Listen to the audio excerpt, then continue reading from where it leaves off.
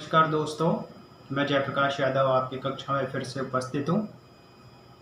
मेरी जो क्लासेस नहीं डल पाई थी अभी एक दिन, उसके लिए मुझे जो है खेद है। अब जो है आपकी क्लासेस कंटिन्यू रहेगी। किसी कारणवश जो है मैं आपकी क्लासेस नहीं डाल पाया था। तो हमने जो है अव्ययकारी शब्द में सबसे पहले हमारे जो अव्ययकारी हिंदी में जो अव्यय थे वो कितने थे?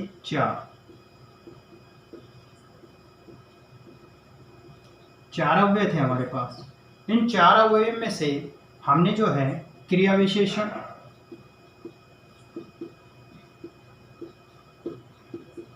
को बड़ी प्रकार से पहचान लिया कि क्रिया विशेषण के कितने भेद हैं और किस भेद से कौन सी चीज़ हमें जो है मिलती है। उसके बाद जो बाकी जो बच गए आपका, जैसे संबंध बोधक, समुच्चय बोधक,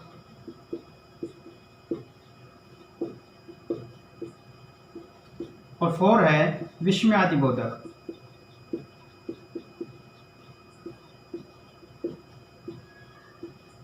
ये आपके पास बचे हुए हैं, जिसमें से आपका क्रिया विशेषण कंप्लीट हो चुका। तो आज जो हम बात करेंगे अव्ययकारी जो शब्द हैं वो बात करेंगे हम संबंध बोधक, समुच्चय बोधक और विस्मयादि बोधक। इन तीनों की सिर्फ एक लाइन में आप लोगों को मैं जो है तरीका बता दूंगा कि किस प्रकार से, सिर्फ एक लाइन में, कि किस प्रकार से आप इन तीनों को जो है पहचान सकते हो, सिर्फ एक लाइन में। लेकिन उससे पहले हम जो है क्या करते हैं कि अपने टॉपिक पे चलते हैं, क्योंकि कोई भी चीज़ होती है उसके बारे में जो है पूर्ण जानकारी होना जरूरी है। तो हमारा जो टॉपिक है वो है अव्ययकारी शब्द। अव्ययकारी शब्द, जिसमें से क्रिया विशेषण आपका कंप्लीट हो गया। नंबर 1 संबंध बोधक। संबंध बोधक अव्यय। नंबर 2 समुच्चय बोधक।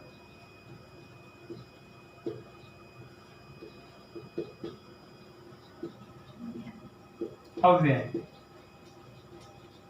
और नंबर जो 3 है वो है आपका विस्मयादि बोधक।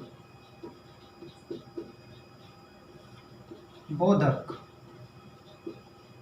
अव्यय। देखो सभी दोस्तों, मैं आपको बार बार हर क्लास में एक ही चीज कहता हूं, किसी चीज को रटना नहीं है, समझना है, समझना है, समझना है। अगर आप लोग समझ गए तो उस वाक्य में आप उस चीज को निकाल सकते हो। अगर आपको जो मैंने क्रिया विशेषण बताए हैं उस क्रिया विशेषण में अगर आप उन शब्दों को रटोगे कि कालवाचक में कौन से शब्द, स्थानवाचक में कौन से शब्द, समझिए, रीतिवाचक में कौन से शब्द, परिमाणवाचक में कौन से शब्द, अगर उन शब्दों को रटोगे तो आप कभी भी सक्सेस नहीं हो, बल्कि उनका अर्थ समझना है कि वो शब्द आपको कहाँ मिलते हैं। तो जो भी शब्द है वो आपको कहाँ मिले थे? क्रिया से पहले। क्रिया से पहले। बस इनमें क्या अंतर है वो भी एक ही लाइन का है। जैसे क्रिया विशेषण में क्रिया से पहले आपको मिल रहा है, तो इनमें क्या है, सबसे पहले हम इन तीनों में कॉमन चीज देखते हैं। इन तीनों में कॉमन चीज क्या है? बोधक। इन तीनों में चीज क्या है? तीनों में बोधक।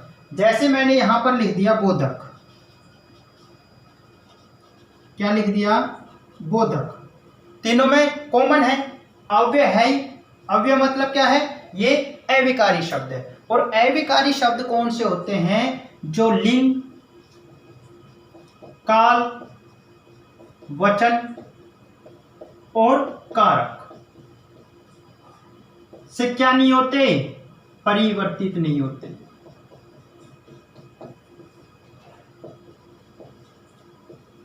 परिवर्तित नहीं होते, यानी इनको इनके आधार पे, लिंग, काल, वचन, कारक के आधार पे जो है बदला नहीं जा सकता। एक मिनट बेटा, सॉरी, थोड़ा सा दोस्तों इंक हल्की सी वो हो गई थी जिससे आप लोगों को सही तरीके से नहीं देख पा रहा था। अब आपको जो है कोई मिस्टेक नहीं होगी। तो हम कहाँ थे? बोधक। इन तीनों में कॉमन क्या है? बोधक। अब ये जो बोधक है ये सभी में क्या है? कॉमन है, कॉमन शब्द है। अब बोधक का जो शाब्दिक अर्थ अगर होता है तो हम लिखते हैं बोध कराने वाला। बोध कराने वाला कौन? अव्यय। जो अव्यय क्या करवाता है? बोध कराता है। किसका? किसका? तो किसका? यहां पर सबसे पहले किसका? संबंध का, दूसरा समुच्चय का, तीसरा विस्मयादि का। अब इनमें भी आप लोगों ने रट लिया, रटते हो, क्योंकि ज्यादातर जो है विद्यार्थियों की, सभी सहपाठियों की ये आदत है कि वो रटते हैं। जैसे मैंने एग्जाम्पल आपको दे दिया, उदाहरण के तौर पे मैं समझा देता हूँ आप लोगों को। मैं 10, 15 या 5 ऐसे उदाहरण दे देता हूँ, समझा देता हूँ। क्या जरूरी है उन उदाहरणों को आपने रट लिया और उससे ही अलग अगर आ जाते हैं तो आप जो है कंफ्यूज हो जाते हो, अब क्या करें? तो उस स्थिति तक पहुंचने से पहले हमें क्या है? इन चीजों को समझना है दोस्तों, इन चीजों को आपको समझना है। मैं आपको बार बार कहता हूं। अब क्या है, आप लोगों ने जो है बुक में पढ़ लिया, एनसीईआरटी के बुक में भी पढ़ लिया कि संबंध, समुच्चय, विस्मयादि, बोधक और क्रिया विशेषण, ये सारे के सारे चारों जो है हिंदी व्याकरण में क्या है? अव्यय है या अविकारी शब्द है। ये चीज आपने रट ली, लेकिन कभी आपने इसको जो है पृथक पृथक करके देखा है? जो भी आप जो है शब्द हिंदी में पढ़ते हो उन्हीं शब्दों में उसकी परिभाषा छुपी होती है। ये चीज ध्यान रखना आप लोग। तो हमारे पास बोधक हमने निकाल लिया, बोध कराने वाला। अव्यय, अव्यय मतलब अविकारी शब्द, अव्यय कहलाते, यानी जो जिसका बोध कराते हैं वो अव्यय वो ही कहलाते हैं। जैसे हमारे पास संबंध था तो संबंध का बोध कराने वाले संबंध बोधक अव्यय, समुच्चय का बोध कराने वाले समुच्चय बोधक अव्यय, और विस्मयादि का बोध कराने वाले विस्मयादि बोधक अव्यय। लेकिन विस्मयादि, समुच्चय, संबंध, इन चीजों को आप कैसे पहचानोगे वो चीज मैं आप लोगों को बता देता हूं। संबंध, दूसरा क्या है? समुच्चय। अब यहां पर जो है समुच्चय जो है, क्या शब्द दिया गया है? समुच्चय।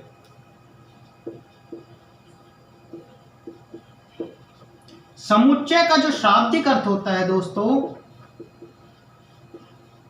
शाब्दिक अर्थ वो क्या होता है? समूह। आपके सामने एक इजी शब्द आ गए ना, समूह। अगर समूह होगा तो क्या है? समुच्चय आया ना। तो उस जो शब्द का अर्थ आपको पता होना चाहिए। ऐसे ही विस्मयादि जो है, बोधक हमारे पास कॉमन है सब में, विस्मयादि है। जैसे यहां पर क्या है? विस्मयादि।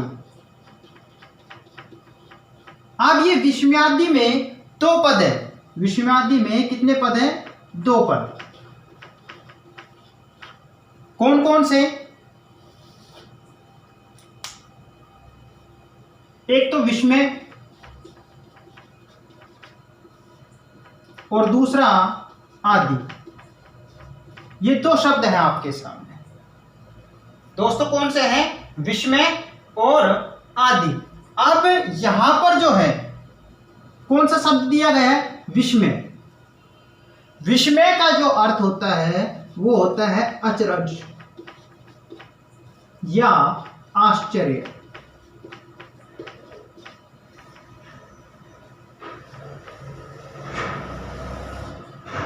विस्मय का अर्थ क्या होता है? अचरज या आश्चर्य। अब आपके सामने एक बच गया, 2 मैंने बता दी, समुच्चय बोधक बता दिया, विस्मयादि बोधक बता दिया, और विस्मयादि का अर्थ भी बता दिया, समुच्चय का भी अर्थ बता दिया। अब बच गया हमारे पास संबंध, यानी जो अव्यय किसका? संबंध का बोध कराता है। किसका? संबंध का। संबंध का कैसे? उसमें भी क्या होगा? संज्ञा और सर्वनाम। संज्ञा और सर्वनाम 2 पद आएंगे और दोनों को एक साथ जोड़ दिया जाएगा। अगर संज्ञा पद दे रखे हैं तो उन दोनों को एक साथ जोड़ दिया, सर्वनाम पद दे रखे तो उन दोनों को एक साथ जोड़ दिया, और वाक्य जो है एक रहेगा, अर्थ जो है एक निहित देगा। मेन चीज इन तीनों में क्या है दोस्तों, आपको जो है इन तीनों में एक ही विशेषता मिलेगी। क्या विशेषता मिलेगी? आपको ये देखना है कि प्रयोग करने के बाद अर्थ क्या निकल रहा है, उस शब्द का प्रयोग करने के बाद क्या अर्थ निकल रहा है, और जो अर्थ निकलता है वही उसका जो है क्या कहलाता है, अविकारी शब्द कहलाता है। वो जैसे संबंध का अर्थ निकल रहा है तो संबंध बोधक अव्यय, समुच्चय समूह का अर्थ निकल रहा है तो समुच्चय बोधक अव्यय, और आश्चर्य या अचरज का अर्थ निकल रहा है तो कौन सा, विस्मयादि बोधक। समझ रहे हो? यहां तक आप लोगों के शायद मैं मानता हूं कि आप लोगों की समझ में आया होगा। तो ये जो चीजें हैं ये कॉमन चीजें हैं। अगर कोई भी टॉपिक का अगर आपको कॉन्सेप्ट क्लियर नहीं होता तो उस टॉपिक को जो है पढ़ना निरर्थक है। कोई आवश्यकता नहीं है कि आपने उसके बारे में पूरी डिटेल पढ़ ली, संबंध के बारे में पढ़ लिया, डेफिनेशन आप लोगों ने रट ली, समुच्चय की रट ली, विस्मयादि की रट ली, सबकी डेफिनेशन रट ली। अगर उसका जो है कॉन्सेप्ट अगर क्लियर नहीं है, हमारी यही समझ में नहीं आ रहा कि संबंध में क्या होता है, समुच्चय में क्या होता है, विस्मयादि में क्या होता है, सिर्फ हमने जो है डेफिनेशन रट रखी है, परिभाषा हमने रट ली और लिख लिया, एक दो उदाहरण जो टीचर ने बताए वो हमने कर लिए। नहीं, ऐसा नहीं करना है दोस्तों। आपको उसमें ये अर्थ निहित होना चाहिए। जब हमने प्रयोग किया तो उसका अर्थ हमें पता होना चाहिए कि क्या अर्थ निकल रहा है। संबंध में संबंध का अर्थ निकलेगा, समुच्चय में समूह आएंगे, विस्मयादि में अचरज या आश्चर्य होगा। तो ये आपके तीनों जो है अविकारी शब्द हैं। इसकी आप अगर स्क्रीनशॉट लेना चाहते हैं तो ले सकते हैं। टॉपिक पे चलते हैं आगे। यहां तक आप लोगों का जो है समझ में आ गया होगा। अब हमारा जो है पहला जो है वो कौन सा है, संबंध बोधक अव्यय।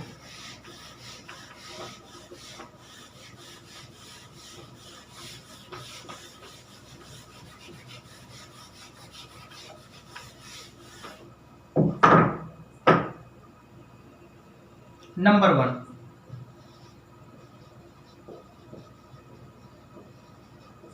संबंध बोधक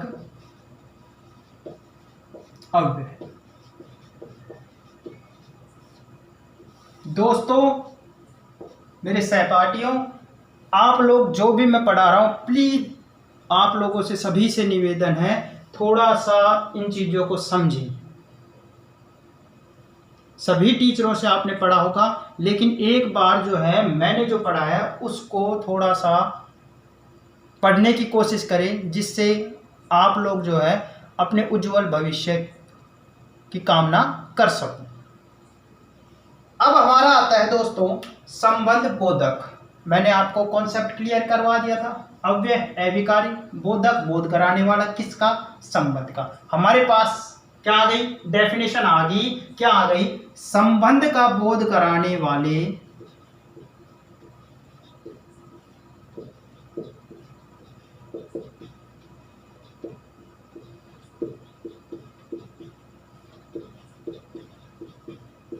अविकारी लिख दो या अव्यय, क्या कहलाते हैं, संबंध बोधक अव्यय या संबंध बोधक कहलाते हैं।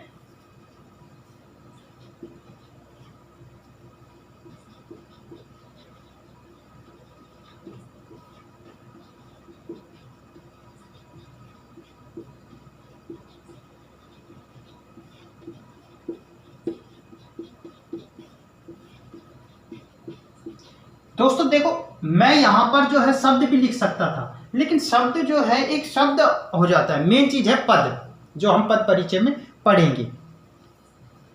तो ये अव्यय पद संबंध बोधक अव्यय कहलाते हैं। जो संबंध का क्या करवाते हैं, बोध कराते हैं, वो संबंध बोधक अव्यय कहलाते हैं। ये आपकी परिभाषा क्लियर होगी। अब इसके बाद हम चलते हैं आगे इसी में ही कि इसको हम पहचानेंगे कैसे, किस तरीके से हम इसकी पहचान कर सकते हैं। तो मैंने आपको एक चीज बताई थी कि हमें जो है इनकी क्या पता होनी चाहिए, प्रयोग की स्थिति।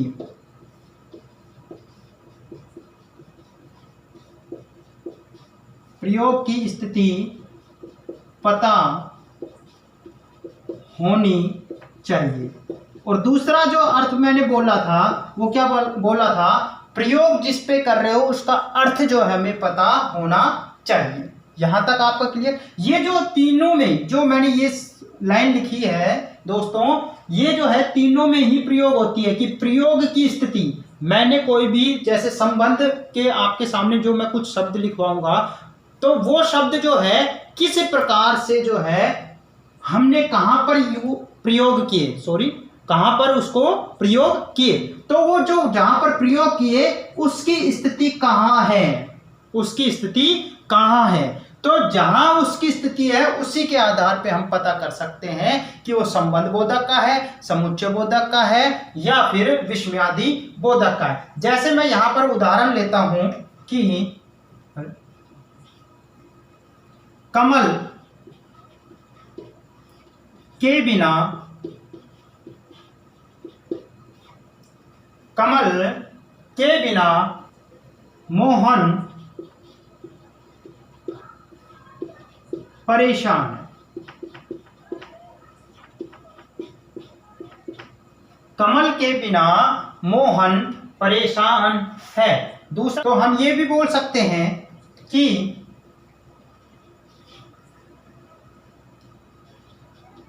राधा, इसमें हमने लिख लिया राधा के संग श्याम रहते हैं। राधा के संग कौन रहते हैं, श्याम। ये दो वाक्य आपके सामने दिए गए हैं। इसमें क्या दिया गया है, एक तो कमल दिया गया है, दूसरा क्या दिया है, मोहन। ये जो कमल है ये भी क्या है, संज्ञा पद है। मोहन भी कौन है, संज्ञा है। मोहन कौन है, संज्ञा है। और परेशान होना क्या है, क्रिया है। ऐसे ही राधा भी क्या है, संज्ञा है। श्याम भी क्या है, संज्ञा है। तो हमारे सामने एक जो है परिभाषा क्या आ गई, संज्ञा पद। अगर यहां पर वह होता यानी सर्वनाम के जो भी चीजें होती उनको भी हम यहां पर जोड़ सकते हैं। तो जैसे यहां पर क्या है, कमल के बिना मोहन परेशान है। कमल के बिना, तो कमल के बिना कौन परेशान है, मोहन। तो इन दोनों संज्ञा शब्दों को जोड़ने के लिए, इन दोनों संज्ञा शब्दों को जोड़ने के लिए जिस अव्यय का प्रयोग किया जाता है, ये क्या है, अव्यय। जिस अव्यय का प्रयोग किया जाता है वो ही जो है अव्यय पद क्या कहलाता है, संबंध बोधक अव्यय कहलाता है। आगे होगी कि परिभाषा आप लोगों को समझे। जैसे दूसरा वाक्य क्या है, राधा, राधा भी क्या है, एक संज्ञा है। श्याम भी क्या है, एक संज्ञा है। इन दोनों पदों को, इन दोनों संज्ञा शब्दों को जोड़ने के लिए हमने किसका प्रयोग किया, के संग, यानी संग। इसमें बिना, उसमें क्या किया था, बिना। इसमें किसका प्रयोग किया है, संग का। तो ये क्या है, अव्यय। ये क्या है, अव्यय। तो इस अव्यय का, संग का, बिना का, यहां पर उपयुक्त जो वाक्य में संग और बिना, ये जो दो अव्यय जो पद दिए गए हैं, इन दोनों अव्यय पदों का जो है किससे बोध हो रहा है, इन दोनों से, राधा से और श्याम से। यानी संज्ञा पदों को जोड़ने के लिए जिन अव्यय पदों का प्रयोग किया जाता है वो क्या कहलाता है, संबंध बोधक अव्यय कहलाता है। यहां तक आपका शायद क्लियर हो गया होगा। इस उदाहरण के तहत आप समझ सकते हो। तो इसका मीन्स क्या हुआ, संबंध बोधक में क्या होने चाहिए, दो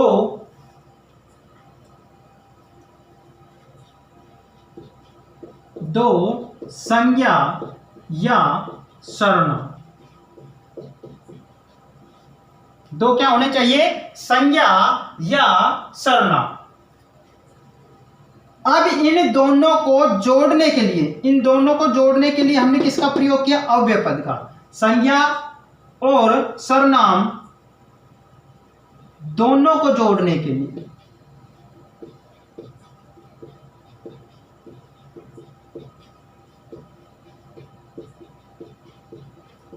किसका किसका प्रयोग करते हैं? संबंध बोधक अव्यय का प्रयोग करते हैं। तो ये कॉन्सेप्ट आपका क्लियर होगा, आप इसका स्क्रीनशॉट भी ले सकते हो।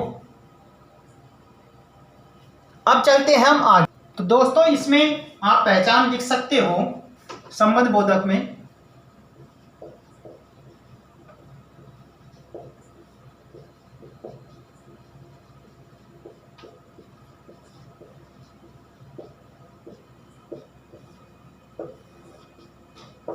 नंबर 1 क्या हो गई? मैंने अभी आपको बताया था कि कितने पद थे? 2। तो इसमें लिख सकते हो इनका प्रयोग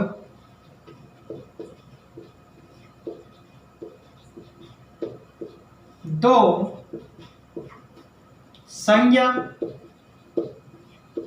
व सर्वनाम, संज्ञा व सर्वनाम पदों को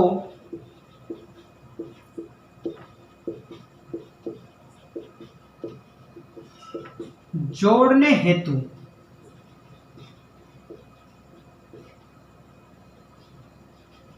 किया जाता है। किसका प्रयोग? संबंध बोधक अव्यय का। पहली चीज ये हो गई। दूसरी चीज क्या हो गई कि एक ही वाक्य में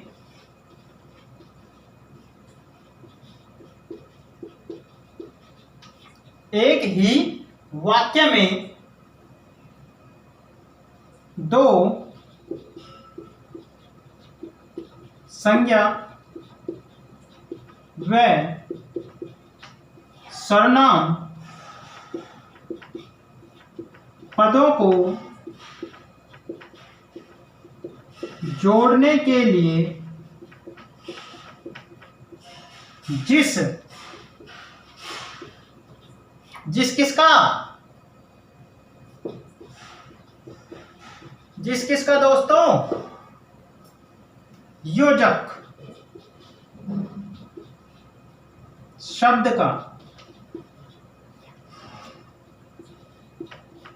प्रयोग किया जाता है।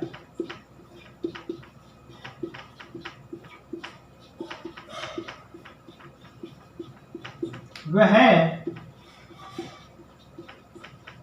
संबंध बोधक अव्यय कहलाता है।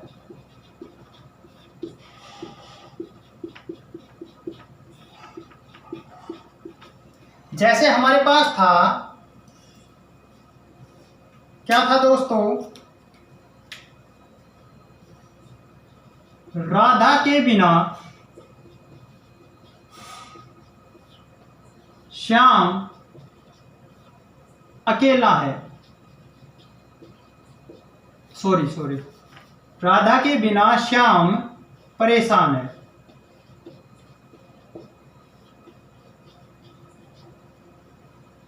समझ में आए? तो यहां पर हमारे पास राधा संज्ञा, श्याम भी संज्ञा। हमें किसको जोड़ना है? दो संज्ञा पदों को, यानी राधा और श्याम को कौन से पद जोड़ रहे हैं? बिना। कौन से पद जोड़ रहे हैं? बिना। अब इस शब्द को हम जो है क्या बोलते हैं? योजक शब्द। ये क्या है? योजक शब्द। और श्याम कौन है? संज्ञा। राधा कौन है? संज्ञा। यानी क्या हुआ? एक ही वाक्य में, ये वाक्य जो है एक है पूरा।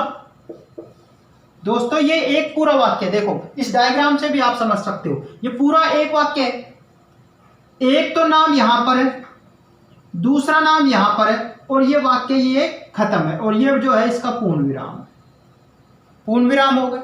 अब इसमें जो इन दोनों वाक्यों को प्रयोग करके, प्रयोग की स्थिति को जानकर हमने क्या लगा दिया? बिना लगा दिया। तो ये दोनों जो है क्या थे? संज्ञा शब्द भी हो सकते हैं, संज्ञा पद भी हो सकते हैं, या फिर सर्वनाम पद भी हो सकते हैं। इन दोनों सर्वनाम संज्ञा पदों को जोड़ने के लिए जिस योजक का, जो ये हमने ये लगाया, ये क्या है? योजक चिन्ह। ये क्या है? योजक चिन्ह। जिस योजक का, शब्द का या चिन्ह का हमने प्रयोग किया वो ही क्या कहलाता है, संबंध बोधक अव्यय कहलाता है। तो हमारा यहाँ पर योजक शब्द कौन सा है, बिना। अब तो आप लोगों के समझ में आ गया होगा कि किस प्रकार से ये जो है शब्द लगे। दूसरी चीज, इंपॉर्टेंट चीज एक ये और है कि एक ही वाक्य में जो है जरूरी नहीं है कि दो संज्ञा सर्वनाम हो।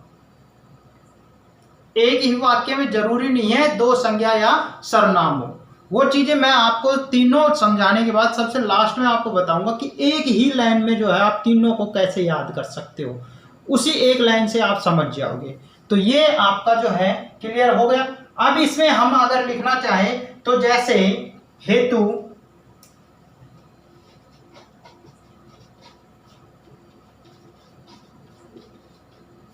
बिना, संग, हेतु, बिना, संग। दोस्तों देखिए हमारे सामने जो है ये आगे पीछे इधर उधर, ये जो है हमने क्रिया विशेषण में भी पढ़े थे। लेकिन क्रिया विशेषण में क्या है, मैंने आपको स्टार्टिंग में ही बता दिया था कि जो क्रिया विशेषण होता है उसमें क्रिया से पहले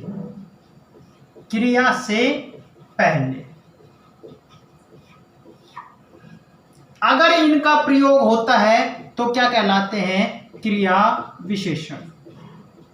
क्या कहलाते हैं, क्रिया विशेषण। अगर किससे पहले हो, क्रिया से पहले। देखो दोनों चीज अभी आप लोगों को समझ में आ जाएगी, संबंध बोधक और क्रिया विशेषण, दोनों ही चीजें आपकी कॉन्सेप्ट अभी क्लियर हो जाएगा।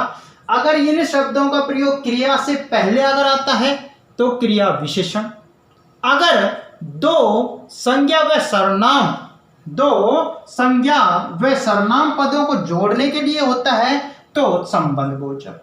दोनों में अंतर हो गया, आप लोगों के अच्छे से समझ में आ गई होगी। अगर इनका प्रयोग क्रिया से पहले होता है तो क्रिया विशेषण, अगर नहीं होता तो हम देखेंगे कि समुच्चय है, संबंध है या विषमादि है। अगर संबंध बोधक है तो संबंध बोधक में क्या होगा कि दो संज्ञा व सर्वनाम पदों को जोड़ने के लिए। अगर दो संज्ञा व सर्वनाम पद आपस में जुड़ रहे हैं और उनके बीच में इनका प्रयोग अगर हो रहा है तो संबंध बोधक अव्यय। अगर नहीं हो रहा, क्रिया से पहले हो रहा है तो वो क्या कहलाएंगे, क्रिया विशेषण। ये चीजें आपकी जो है, दोनों चीजें जो है कॉन्सेप्ट क्लियर हो गया होगा। यहां तक आपका ओके। अब हम चलते हैं नेक्स्ट, समुच्चय बोधक।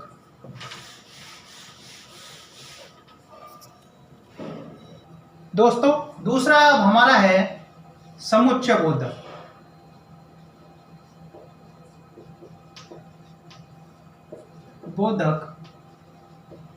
अव्यय। ये चीज दोस्तों मैंने पहले ही आप लोगों को बता दी। समुच्चय का जो अर्थ होता है वो होता है समूह। क्या होता है, समूह। बोधक अर्थ क्या होता है, बोध कराने वाला। अव्यय अविकारी शब्द। तो यहां पर परिभाषा इसकी क्या बन जाएगी, समूह का बोध कराने वाले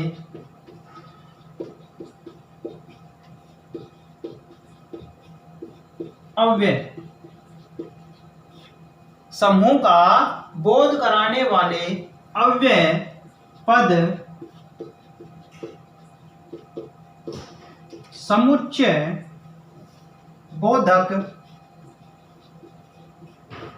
अव्यय कहलाते हैं।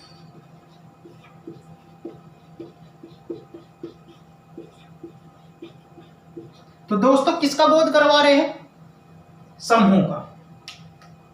किसका बोध करा रहे हैं, समूह का। जो अव्यय पद जो है समूह का अगर बोध करवाते हैं तो वो क्या कहलाएगा, समुच्चय बोधक। अब हमने संबंध बोधक में तो ये पढ़ लिया कि उसका प्रयोग कहां पर होता है, क्रिया विशेषण में भी पढ़ लिया। क्रिया विशेषण में कहां हो रहा था, क्रिया से पहले। संबंध बोधक में इन अव्यय पदों का जो है प्रयोग कहां पर हो रहा था, दो संज्ञा व सर्वनाम पदों को जोड़ने के लिए। लेकिन हमारे सामने जो है क्या है, समुच्चय बोधक। तो सर समुच्चय बोधक का जो है कहां पर प्रयोग होता है, तो मैं आपको इसको बताने से पहले मैं आपको लेके चलता हूं वाक्य पर। तो हमारे है नहीं क्लियर, लेकिन हम एक बार वाक्य पे चलते हैं। तो वाक्य में क्या होता है, किसे कहते हैं, शब्दों के सार्थक समूह को वाक्य कहते हैं।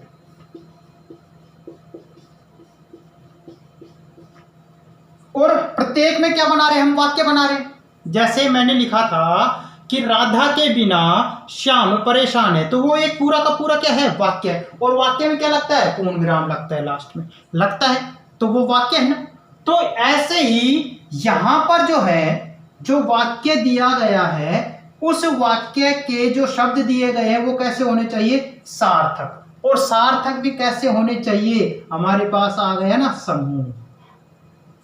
किसका समूह होना चाहिए, सार्थक शब्दों का। कैसा समूह होना चाहिए, सार्थक शब्दों का। और जिस वाक्य में सार्थक शब्दों का समूह होता है वही क्या कहलाता है, समुच्चय बोधक अव्यय कहलाता है। अब इसको किस प्रकार से आप समझ सकते हो, दूसरी प्रकार से आपको मैं बताऊं, दूसरे तरीके से। जैसे दोस्तों देखो, ये जो है आपका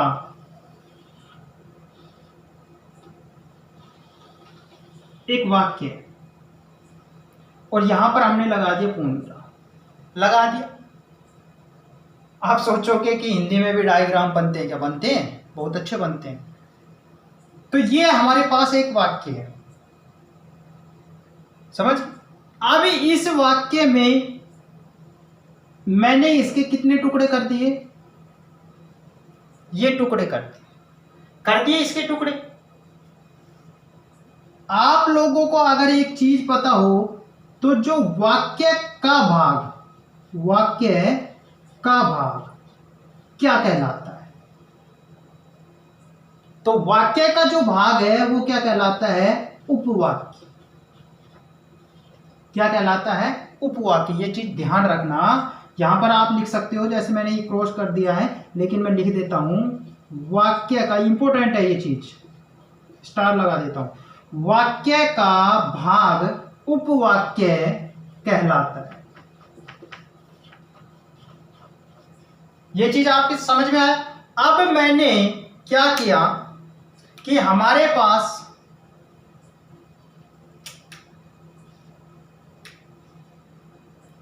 एक उपवाक्य यहां पर मैंने टुकड़े कर दी, भाग बना दिए ना इसके, एक भाग, दो भाग, तीन भाग। एक उपवाक्य आपका यहां पर है, दूसरा उपवाक्य आपका यहां पर है,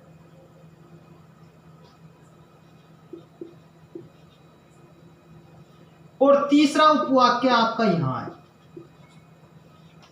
ये तीन आपके सामने उपवाक्य हो गए दोस्तों, हो गए तीन उपवाक्य। इनको अलग अलग कर देते हैं जिससे आप लोगों को अच्छे से समझ में आ जाए। खंड बोलते ना हम, खंड।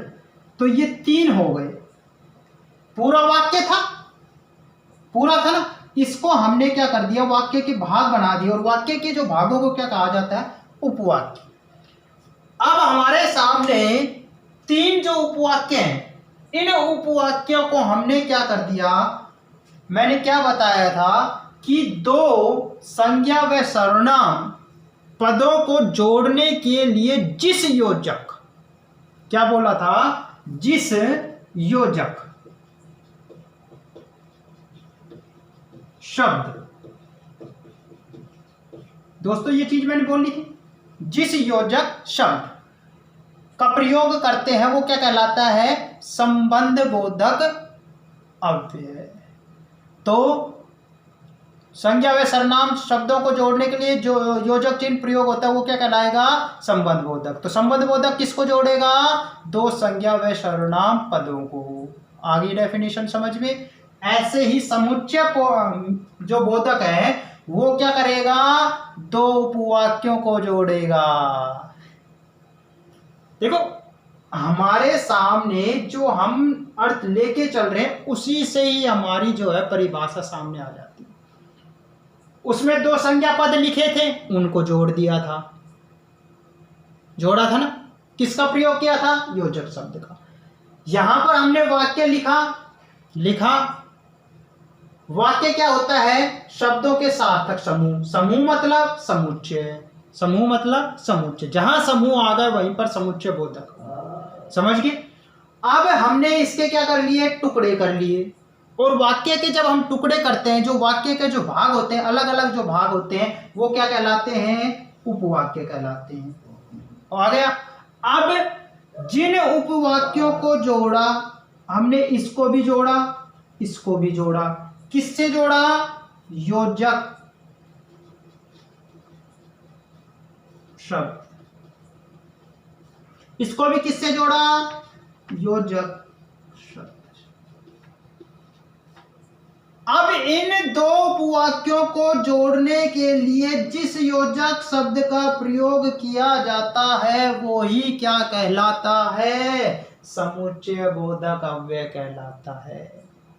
तो आपकी परिभाषा क्या हो गई? जहां दो उपवाक्य हैं उसमें जिस योजक चिन्ह का प्रयोग किए कर दिया तो समुच्चय बोधक, और अगर दो संज्ञा व सर्वनाम पद हैं उसमें योजक चिन्ह का प्रयोग कर दिया तो कौन सा हो जाएगा?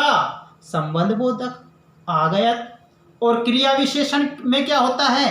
क्रिया से पहले अगर वो शब्द आते हैं तो क्रिया विशेषण, उपवाक्यों के बीच में आते हैं तो समुच्चय बोधक, अगर दो संज्ञा व सर्वनाम पदों के बीच में आते हैं तो संबंध बोधक। तीनों चीजें आपके क्लियर है ना माइंड में? कोई डाउट? तो आपका जो ये योजक शब्द है, इन दो उपवाक्यों को जोड़ने के लिए जिस योजक शब्द का प्रयोग करते हैं वो क्या कहलाता है? समुच्चय बोधक अव्यय। कॉन्सेप्ट क्लियर हो गया आपका? यहां तक आप इसका स्क्रीनशॉट भी ले सकते हो। अब आता है दोस्तों, सर ने बोल दिया उपवाक्य उपवाक्य उपवाक्य बोल दिया, लेकिन इनमें एक जो इंपॉर्टेंट चीज है मैं यहां पर लिखता हूं आपके सामने। इनमें जो इंपॉर्टेंट चीज है वो क्या है कि हमारे पास क्या था? वाक्य, वाक्य शब्द। तो वाक्य जो है, अगर हम जैसे पूछते हैं प्रयोग व संरचना, किसी भी वाक्य में हम क्या कर रहे हैं? प्रयोग कर रहे हैं और उसको बना रहे हैं मतलब उसकी संरचना। तो प्रयोग व संरचना के आधार पर वाक्य के भेद। तो कितने भेद होते हैं? देखो ये चीज मैं इसलिए बता रहा हूं, ये हम वाक्य में पढ़ेंगे, लेकिन हमारे यहां पर अगर जब आ गया उपवाक्य आ गया तो मैं सोच रहा हूं इसका जो प्रॉब्लम हमारे सामने क्रिएट हुई है उसका सॉल्यूशन हम यहीं पर कर लें, जिससे आपको परेशानी न हो। तो कितने भेद होते हैं? 3 भेद होते हैं। कौन कौन से? नंबर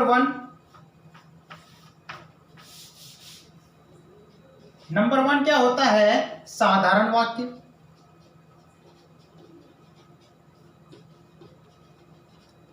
नंबर 2 संयुक्त वाक्य, और नंबर 3 मिश्र वाक्य। मिश्र वाक्य ये जो है 3 आपके वाक्य होते हैं, लेकिन उपवाक्य जो है वो साधारण वाक्य में नहीं पाया जाता। उपवाक्य जो है वो साधारण वाक्य में नहीं पाया जाता, बल्कि उपवाक्य आपको कहां मिलेंगे? संयुक्त वाक्य में और मिश्र वाक्य में उपवाक्य मिलते हैं। कहां पर मिलते हैं दोस्तों? संयुक्त और मिश्र, इन 2 वाक्यों में आपको जो है कौन मिलेंगे? उपवाक्य मिलेंगे। तो यहां तक आपका हो गया। प्रयोग व संरचना के आधार पर वाक्य के कितने भेद?